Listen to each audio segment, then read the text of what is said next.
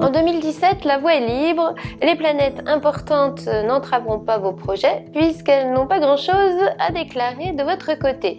Si vous attendiez quelque chose d'important de ces prévisions, vous allez quand même être ravis. Le morceau de choix de votre année sera le binôme octobre-novembre puisque Super Jupiter fera son entrée glorieuse dans votre signe. Comprenez bien le message, octobre et novembre 2017 seront bien sûr les plus vernis. Les derniers effets romantisme au sommet de Neptune sont prévus durant la première quinzaine de janvier, même si Vénus en Cancer pourra encore offrir quelques petits airs de romance à la première quinzaine d'août. À part ça, votre vie sentimentale pourrait avoir tout d'un long fleuve tranquille. Rassurez-vous, vous aurez tout loisir de vous rattraper avec la torride parenthèse amoureuse qu'ont décidé de vous concocter Jupiter et Vénus dans votre signe ultra passionné entre le 7 et le 17 novembre. Ça risque de swinger côté cœur et vous aurez bien votre dose d'émotions fortes et de divine sensualité avant la fin de l'année. Avis aux célibataires, la rencontre de la décennie a quelques chances de se produire exactement à cette date-ci. Même si rien de déterminant n'est à signaler avant le dernier trimestre, on notera néanmoins un mois de mars un peu bagarreur qui pourrait bien vous faire voir rouge de temps en temps et un mois de juin qui saura mettre en valeur vos meilleures idées. Fin juillet, début août, il faudra éviter les abus d'autorité ou d'avoir trop de mordants. Profitez bien de septembre pour organiser, rationaliser et planifier. Un contrat important n'est pas à exclure durant la deuxième quinzaine d'octobre, mais c'est bien novembre qui chouchoutera pleinement vos intérêts matériels. Ambiance générale. En 2017, le puissant Pluton renforce encore votre carrure et votre détermination, mais l'idéaliste et noble Neptune s'installe aussi dans votre ciel pour vous sensibiliser à certaines causes, pour vous rendre plus altruiste, plus créatif, plus inspiré, et aussi tellement plus romantique. Notre Scorpion s'adoucit, mais ne perd pas pour autant sa redoutable ténacité et ses besoins de s'affirmer. On peut résumer ce duo Neptune-Pluton de cette façon, plus vous y croirez, plus vous déplacerez de montagne.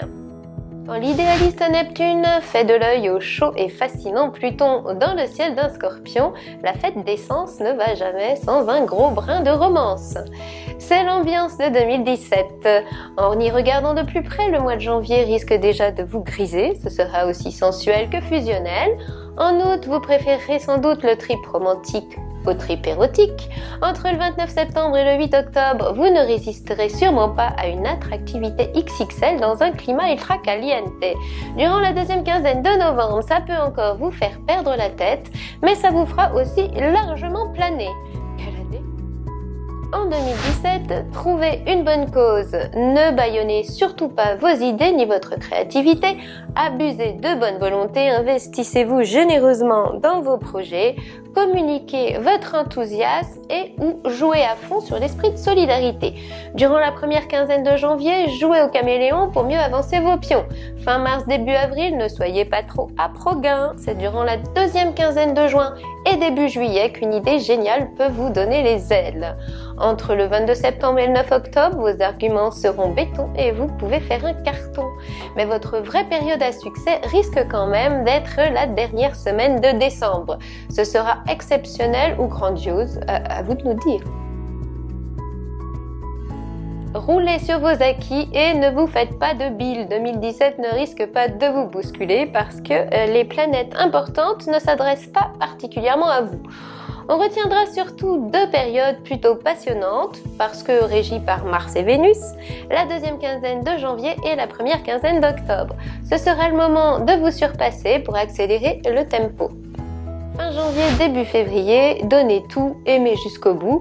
Attirance ou entente magique et fusionnelle pour une période qui aura bien un avant-goût de 7e ciel. Ce feeling absolument divin, initié par le long passage de Vénus dans le signe exalté du Poisson, revient courant avril et vous ne toucherez plus terre. C'est plus chaotique et même un peu névrotique, jalousie quand tu nous tiens, fin juin, début juillet et en septembre. La première quinzaine d'octobre vous rapprochera de l'autre. Rien de mieux que des sentiments authentique et un amour sincère pour que les deux fassent bien la paire.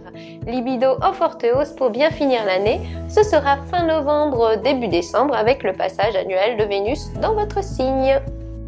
La deuxième quinzaine de janvier vous donnera déjà du baume au cœur pour aller de l'avant sans perdre de temps. Il faut y croire, savoir que vous êtes soutenu et offrir vos compétences et talents pour un objectif commun. En avril, mettez votre agressivité dans votre poche et ne soyez pas si matérialiste. En juillet, vous pourriez être à l'origine d'un concept qui tue. Vos idées n'auront que du bon. À la rentrée 2017, évitez de jouer au petit chef, ça vous desservirait. Enfin et en octobre, mettez toute votre énergie dans l'organisation d'un événement qui vous mettra en avant.